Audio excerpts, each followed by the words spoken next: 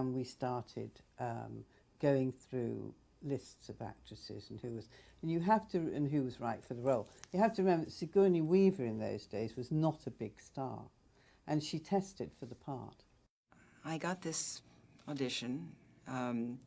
They'd sent me the script, which, of course, not knowing the Ramboldi designs, I pictured this big yellow blob of gelatin chasing these people, and nothing as elegant as what it turned out to be. And I actually went to the wrong place. And I called my agent. I said, oh, you know, it was like Friday afternoon. I said, I don't know. You know, I mean, the script was... She said, just go. I'd met Sigourney on the last go in New York. She'd come recommended because of a play that she'd been doing on Broadway. She was known as a real comer on Broadway, right? And I didn't see the play, I just met her. As I remember, we were in the Regency Hotel at the time. Sigourney, for some reason, had gone to another hotel. We did not know this. And she was due at, whatever, 2:30, and 2:30 arrives, and 2:45 arrives. 10 minutes to 3 arrives, and then we hear, I can't say running feet in the corridor, but we hear fast-paced feet coming toward the door and then slowing down and composing itself, and the bell rings and Mary opens the door, and Ripley was standing there. This extraordinary-looking woman, tall, commanding presence. And I was wearing these very high hooker boots, and I looked about 7 feet tall. In a very nerve-wracking situation, projecting composure, but you knew that just an eighth of an inch behind that composure was a very nervous actress, a very tense actress. And that was exactly right for we knew, David and I knew immediately. I was very impressed by her, you know, height, and she's a very impressive character, very intelligent, and seemed to make sense to me. So I expressed this to Laddie, who said, yeah, but you got a test. And I said, but I'm 3 weeks from principal photography. And we got to do what was basically a run-through of the movie with the real kind of set. And, you know, I was afraid it would be like me and a potted palm, you know, and I'd have to go. But he gave me this whole run-through, which as an actor I really appreciated. Sigourney was the last one to get cast. The sets, the test I shot in were the sets I was building. That was the Nostromo. We didn't rattle that together. I was actually building, so it was scary. What I didn't like about it that much was my performance, because I think I was trying to be tough instead of just... What I discovered in the course of this, which was my first film basically, was you don't try to... You just play each scene for what it is instead of trying to work on an arc. The people aren't consistent. They would be different in a love scene than they would be as they're fighting an alien. They screen tested many people, but she was dynamite. You saw it right there in the screen test, as you saw later in the movie. This was her very first film. It's all behind the eyes. My intuition, always in casting, is from the second they walk through the door. When I see somebody walk through that door, I knew somehow this was her.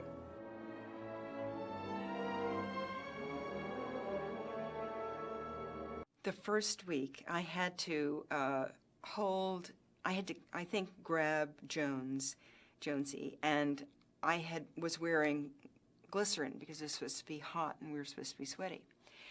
And we did this shot, and my face started to get very red, and I felt this incredible burning, and I looked at the cat, and luckily they called lunch. I went upstairs, I was crying because I realized I was allergic to Jones, and I thought, gosh, it was probably so hard for Ridley to find 4 matching cats. They're going to get rid of me because I'm allergic to the cat. I was sure that it had been harder to find the cats than me, and maybe it was as hard, I don't know. But luckily, after I washed my face, it was the glycerin in cat hair that I was allergic to. But I remember thinking, I'm so out of here, you know. You could actually walk around the set and come out in different places and never leave it. And that's, in a way, how Ridley liked it and shot it. And you couldn't see out, so you didn't know where you were. And it was almost like shooting on location, and that really did contribute to the claustrophobia and the realism. I know it really affected the actors because they, no matter where they looked, they saw Nostromo, you know, long halls and everything. They never, with practical lighting, you know, all inside. Because I was mostly off-Broadway actor, to be in this set that were these beautiful, majestic sets where you could roam freely and see the whole world of the film. I think we ought to discuss the bonus situation. Right. Brett and I, we think we deserve full shares, right, baby? Well, we were doing the breakfast scene, and it was very low energy, I remember, and I could tell that Ridley wasn't pleased, but he was again behind the camera, and as we walked away from the master with the group of all of us, Ridley suddenly turned to me and he grabbed my hand. He said, "Look, I don't want to give you your motivation to pick up your fucking teacup." And I went, and I burst into tears and I ran off. And he caught up with me and he said, "Oh, I'm so sorry. I'm really sorry." He said, "It's what I wanted to say to John, but I couldn't say it to him, so I said it to you." It was his second film and my first film, and he always said, you know, it was trial by fire for us. Over the years, I've learned to communicate differently with actors on different subjects. Sometimes it's best to say nothing and let them evolve, right? And then instruct. It was interesting. We'd find ourselves going off and having lunch together and going down to the pub and talking, and it actually became like these, you know, 7 people on the ship. It was kind of interesting, and you sort of developed your own little character from that. Well, you know, I was from the theater, and I didn't realize that some actors really love to improvise, and Yaphet was certainly one of those. And Ridley, at that point, he was operating, and I'm not sure how comfortable he felt with our little group. And I remember that one of the scenes where there was a lot of improvisation was a scene which he used to film the rehearsals. So we never had rehearsals, and everyone just sort of went for it, which was actually a great learning experience. But that's, and it helps the film because I think we were on edge and we were sort of, you know, into a survival mode. So I think it works very well. But at the time, it was hard for me because I came from such a different discipline where you are very faithful to the words of the writer. There was genuine tension between.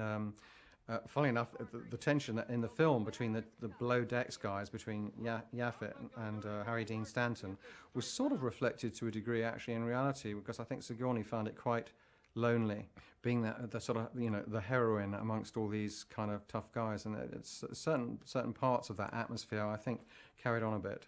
Would you get off my back, please? I'll get off your back as soon as 12 modules fixed.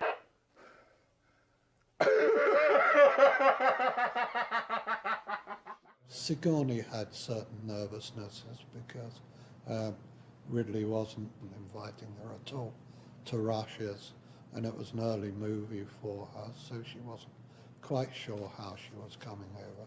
Sigourney was the new kid on the block, and they all felt that she wasn't really doing that good a job in the scenes with her.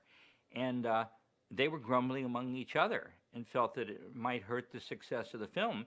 And she and Yaphet especially would argue a lot in between scenes, but that manifested itself in the movie that was very convincing. Don't let anybody say nothing. I'm thinking. Well, think fast.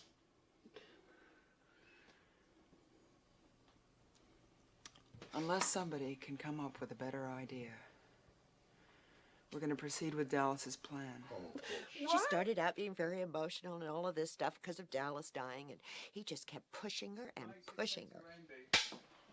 And in comes Yaphet, and he goes, "All right, what are we supposed to do now?" And then there's the scene, and then she says, "I'm the captain of this ship." And he looked at her and he goes, "You've got to be kidding."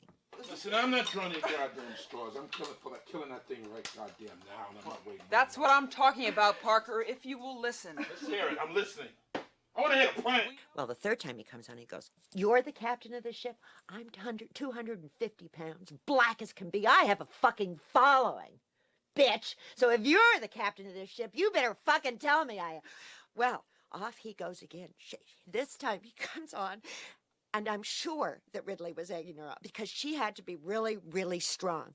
And so now this time he comes into the thing and she goes, I'm the captain of this ship. And he says, okay. Listen to me. If we break quarantine, we could all die. Look, would you open the goddamn hatch? We have to get him inside. There was the scene in the hallway when she won't let us onto the ship after this whole trudging along with the bloodsucker on John's face, and we come in.